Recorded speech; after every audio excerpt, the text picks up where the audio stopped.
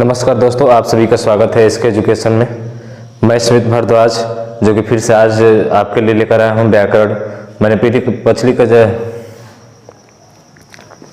Hello दोस्तों, आप सभी का स्वागत है इसके एजुकेशन में। मैं स्मित भारद्वाज। जैसा कि हम लोग बात कर रहे थे हिंदी व्याकरण के बारे में, तो हिंदी व्याकरण में हमने पहले जो पढ़ा था हिंदी भाषा एवं व्याकरण का सामान्य परिचय, वहाँ से हमने बहुत ही अच्छी अच्छी चीज़ें हम पढ़ा था, ठीक है। और जो उसको जो है आप एक बार ज़रूर देख लीजिएगा, जिसमें हमने संविधान संशोधन के भी बारे में बात किया है। और उसके बाद से हमने हिंदी कहाँ से उत्पत्ति हुई, भाषा क्या होता है, किसे भाषा कहते हैं। आज हम लोग बात करेंगे आपका किस पे, तो सर आज बात करेंगे हम लोग व्याकरण पे।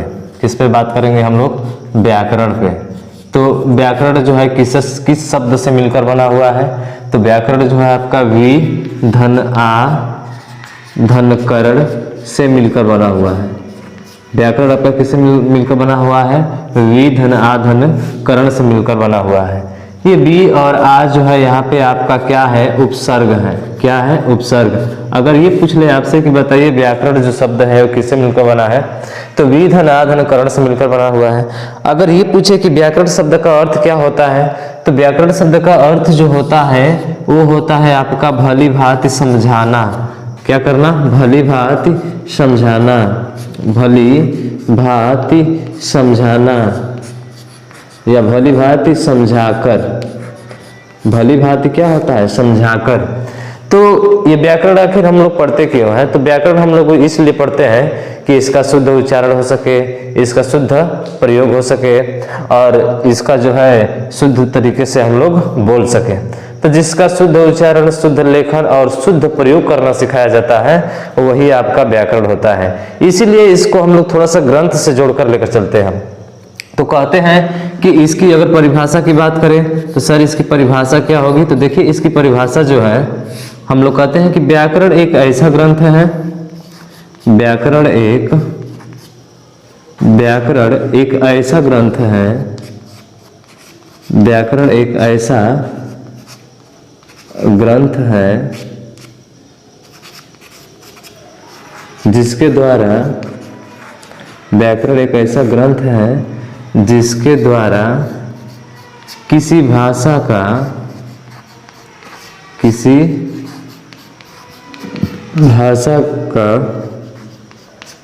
शुद्ध उच्चारण, किसी भाषा का शुद्ध उच्चारण,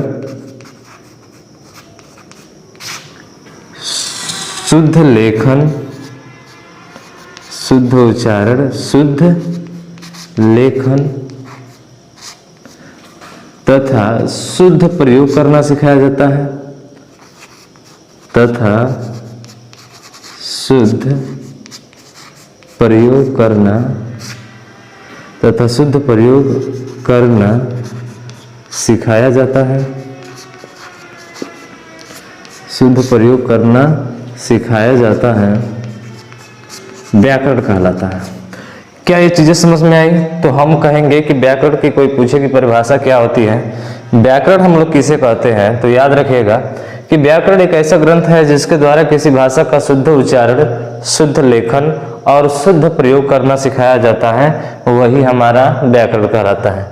अर्थात यानी कि व्याकरण को जो है, व्याकरण के किसी भाषा को भली भांति समझना ही क्या कहलाता है? व्याकरण कहलाता है। ये भी कह सकते हैं एक लाइन में कि किसी भाषा को भली भांति समझना ही क्या कहलाता है? आपका व्याकरण कहलाता है।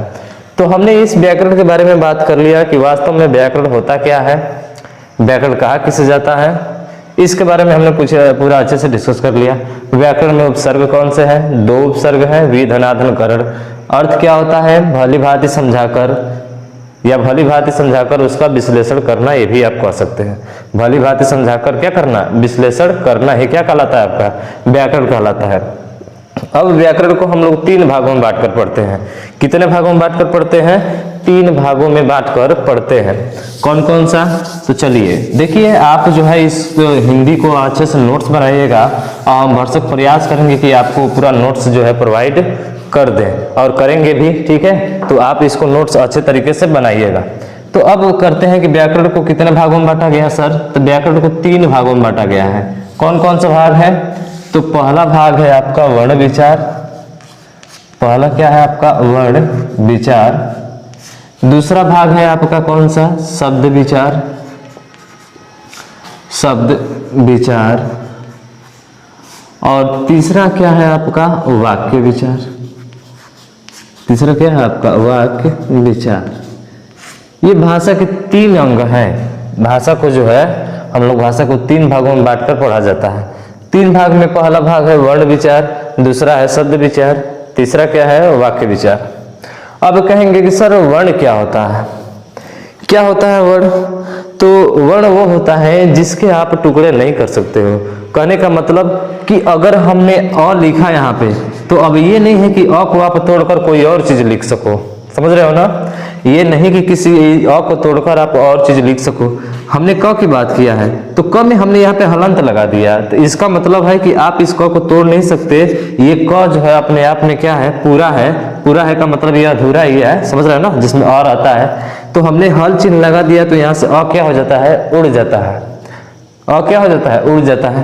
तो इसलिए जो कहा जाता है कि ये वर्ण होते हैं हमारे, क्या होते हैं, ये वर्ण होते हैं। तो कहने का मतलब ये होता है कि वह छोटी से छोटी इकाई, यानी कि भाषा, हमने पीछे भाषा पढ़ा था, तो हम लोग भाषा से ही जोड़कर चलेंगे इसको, बिल्कुल। तो हम कहेंगे कि भाषा की वह छोटी से छोटी इकाई, भाषा की वह छोटी से छोटी इकाई जिसके और टुकड़े नहीं किया जा सकते, अर्थात लिखे है ना, तो लिखित रूप से भाषा की सबसे छोटी इकाई क्या होती है, वो वर्ण होती है।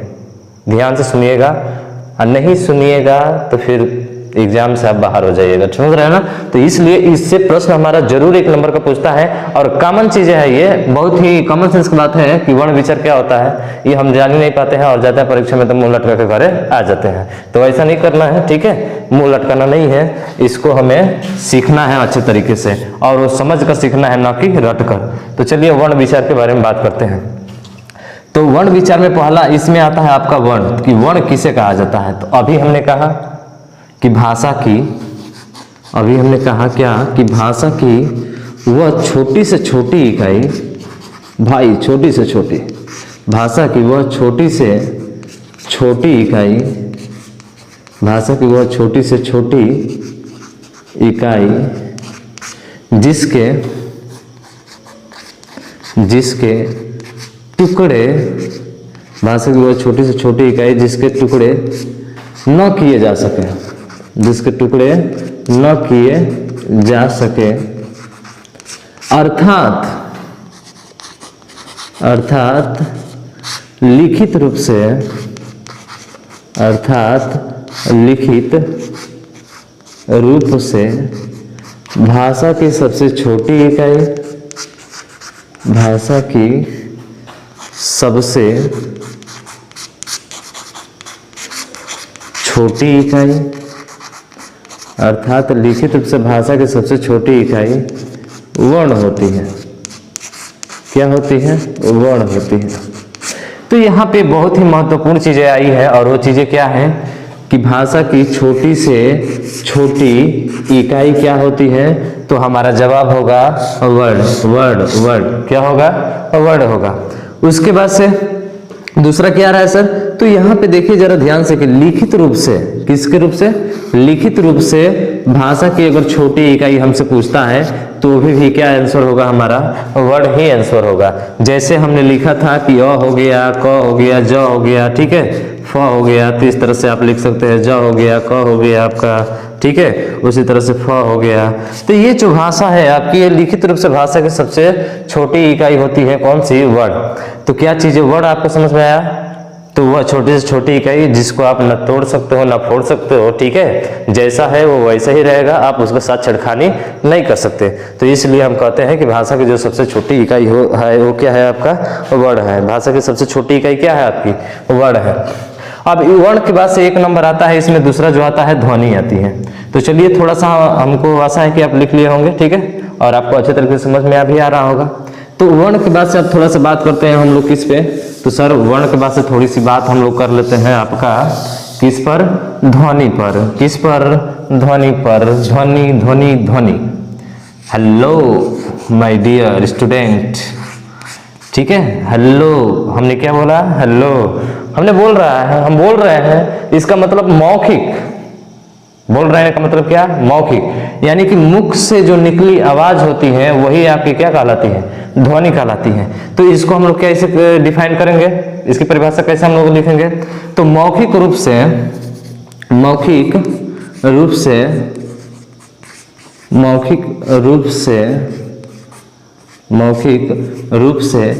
भाषा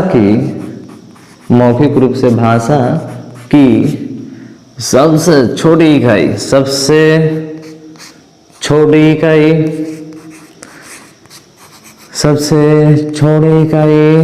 क्या होती है, तो भाई साहब ध्वनि होती है। क्या होती है, ध्वनि। तो कैसे याद रखेंगे, तो याद क्या रखना है यार, मुख से बोल रहे हैं तो मौखिक हो गया, मुख से बोल रहे हैं तो क्या हो गया, मौखिक, और मुख से बोल रहे हैं मौखिक तो क्या निकल रहा है, ध्वनि, बुझ रहे हैं ना, ध्वनि। इसका मतलब है कि मौखिक रूप से जहां पूछता है तो तुरंत अपने मुख को पास में लेकर जाएंगे, पास तो ही है, मुख से जो आवाज निकल रहा है उसी को कह देंगे क्या, ध्वनि, हेलो हेलो हेलो, ठीक है। तो इसलिए हमारी जो मौखिक रूप से भाषा की जो सबसे छोटी इकाई होगी वो कौन सी होगी, आपकी ध्वनि होगी। क्या चीजें समझ में आ रहा है, हाँ सर समझ में आ रहा है, लेकिन सर एक बात है, क्या,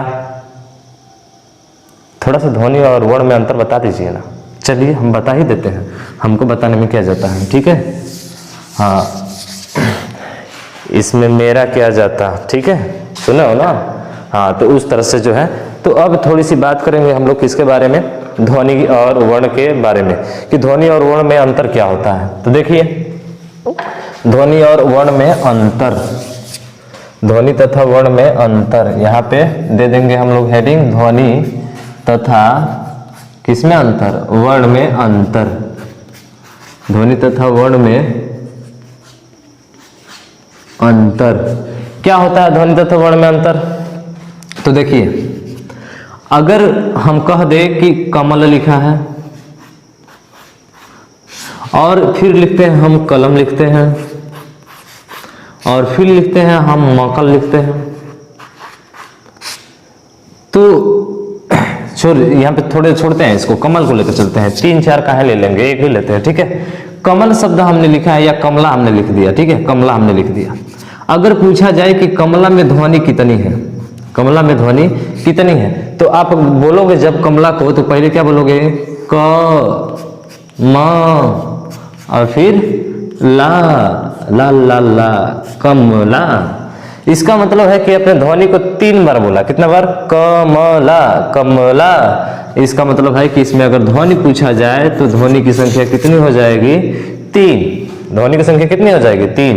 लेकिन आपसे अगर पूछ ले कि बताओ भाई साहब वर्ण कितने हैं इसमें, क्या पूछ ले हमसे कि वर्ण कितने हैं, तो देखिए अगर वर्ण पूछा जाए हमसे तो वर्ण में अगर चलते हैं तो देखिए क है, तो जब आप क बोलोगे ना तो क के साथ आपका अ भी आएगा, क आ रहा है ना, तो इसका मतलब है कि आधा क है और फिर क्या है, अ। अब वैसे भी हम जानते हैं कि भाई ये वर्ण जो होता है उसका टुकड़ा तो कर नहीं सकते हम लोग, इसलिए अलग अलग लिखेंगे, इनके टुकड़े आप फिर नहीं कर सकते। तो क में अ जुड़ गया, 2 हो गए, फिर वैसे ही म है तो सर आप म भी बोलेंगे ना, तो फिर आपका अ आएगा, आधा म आप प्लस क्या आएगा, अ, तो पूरा म हो जाएगा। फिर यहाँ पे ल है, ल में किस चीज का मात्रा है, आ का, तो इसका मतलब है कि आधा ल है, फिर पूरा करके आ का मात्रा है, तभी आगे है ला, ला, ठीक है। तो कमला, कमला, ठीक है, तो कमला कैसे हुआ, तो सर यहाँ पे देख रहे हैं कि 1 2 3 4 5 6, इसका मतलब इसमें कितने वर्ण हो गए आपके, 6 हो गए। तो क्या आपको ध्वनि और वर्ण में अंतर समझ में आया। ध्वनि क्या होती है, मुख से निकली हुई जो होती है आवाज हमारी, यानी मौखिक रूप से जो भाषा की सबसे छोटी इकाई होती है वो आपकी ध्वनि होती है। अगर वर्ण पूछा जाए तो भाषा की वो छोटी से छोटी इकाई जिसके टुकड़े किए नहीं जा सके, अर्थात लिखित रूप से भी भाषा की सबसे छोटी इकाई ध्वनि ही होती है, और ध्वनि नहीं, क्या होता है आपका, वर्ण ही होता है। अगर वर्ण और ध्वनि में अंतर पूछे तो वर्ण और ध्वनि में यही अंतर होता है कि वर्णों की संख्या 3 है, तो इसमें वर्णों की संख्या कितनी हो गई, 6 हो गई, ठीक है। ध्वनि की संख्या वहां पे 3 थी, तो यहाँ पे जो है वर्णों की संख्या कितनी हो गई, 6 हो गई। क्या ये चीजें समझ में आया है, चलिए ये समझ में आया है, तो ये हमारा वर्ण जो होता है पूरा होता है। अब बात करते हैं अगले सेशन पे, और अगला सेशन नहीं बल्कि अगला जो है हमारा नेक्स्ट जिसको इंग्लिश में नेक्स्ट बोलते हैं, ठीक है। तो अगला जो है हमारा वो है आपका क्या, शब्द।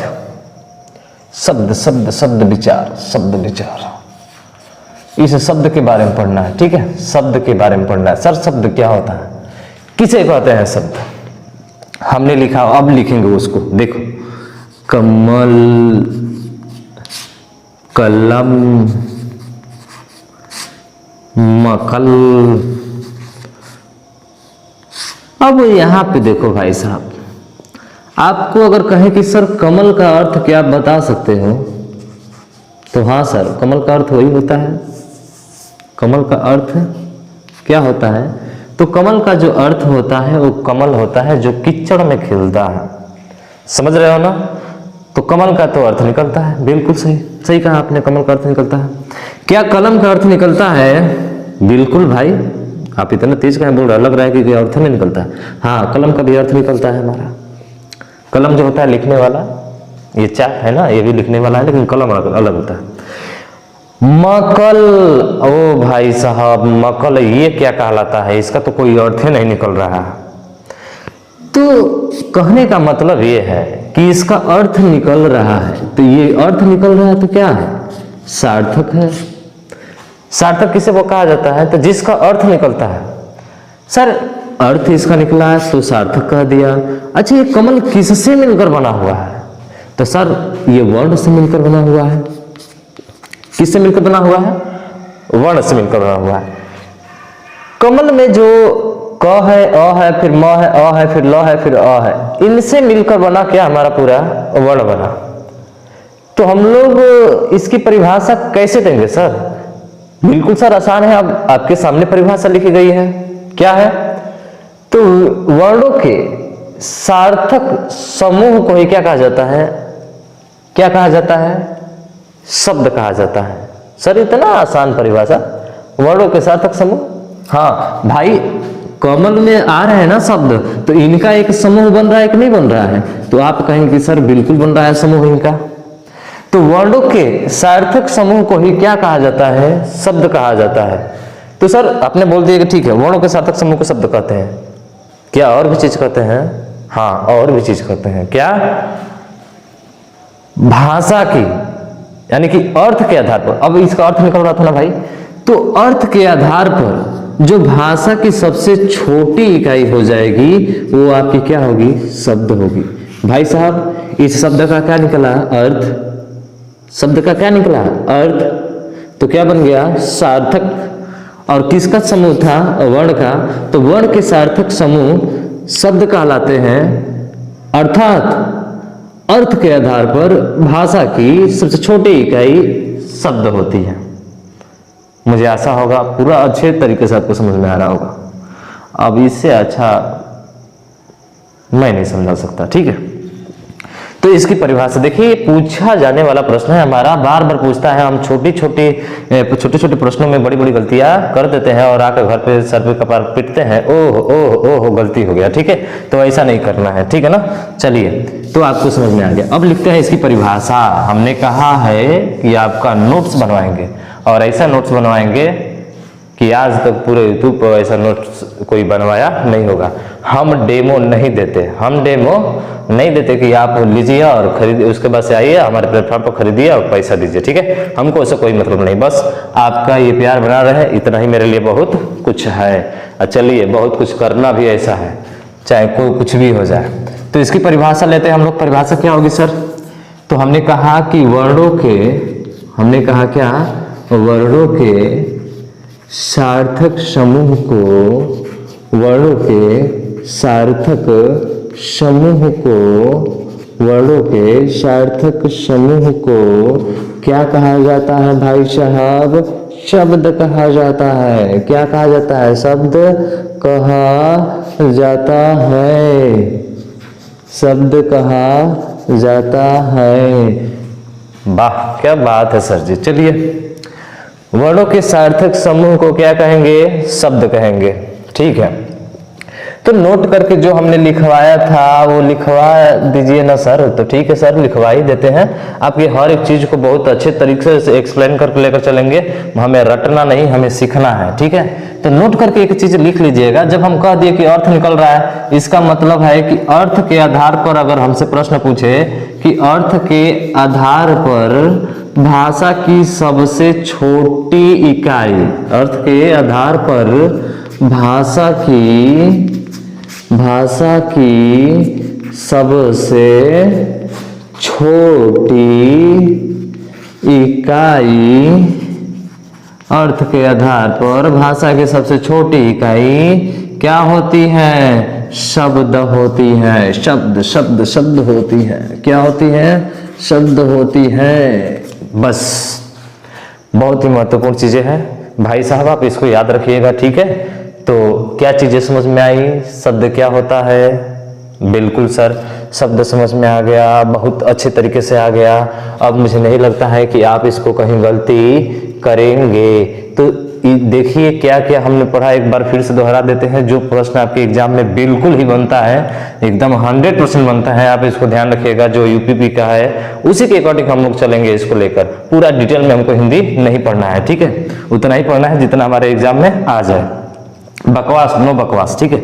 पहला देखो, पहला हमने पढ़ा, अगर हमसे पूछ ले कि भाषा की सबसे छोटी इकाई, भाषा की सबसे छोटी इकाई, भाषा की सबसे छोटी इकाई, तो हमारा जवाब क्या होगा? वर्ण। क्या होगा? वर्ण होगा। दूसरा चीज, अगर हमसे पूछ ले लिखित रूप से भाषा की सबसे छोटी इकाई, लिखित रूप से भाषा की सबसे छोटी इकाई, भाषा की सबसे छोटी इकाई, तो लिखित रूप से भाषा की सबसे छोटी इकाई क्या होती है? क्या होती है? वो होती है आपकी वर्ण। क्या होती है? वर्ण। तीसरा नंबर हमने ये पता किया कि मौखिक रूप से भाषा की सबसे छोटी इकाई, तो मौखिक रूप से भाषा की सबसे छोटी इकाई, मौखिक रूप से भाषा की सबसे छोटी इकाई, तो आप जानते हैं मौखिक रूप से भाषा की सबसे छोटी इकाई जो होती है वो क्या होती है? तो सर मौखिक रूप से भाषा की सबसे छोटी इकाई वो ध्वनि होती है। क्यों? क्योंकि हमारी किससे निकलती है? मुख से निकलती है। तो इसका भी आंसर क्या होगा? सर ध्वनि होगी। क्या होगी? ध्वनि। और चौथा नंबर क्या था? तो चौथा नंबर अभी पढ़े हैं कि अर्थ के आधार पर जो है भाषा की सबसे छोटी इकाई क्या होती है? शब्द होती है। तो मुझे पूरा आशा और विश्वास होगा कि ये वीडियो आपको अच्छे से समझ में आई होगी। अगर समझ में आई होगी तो इस वीडियो को ज़्यादा से ज़्यादा शेयर, लाइक और सब्सक्राइब जरूर कीजिएगा। लाइक नहीं, डिसलाइक के सही, ठीक है। तो आज के लिए बस इतना ही। जय हिंद, जय भारत।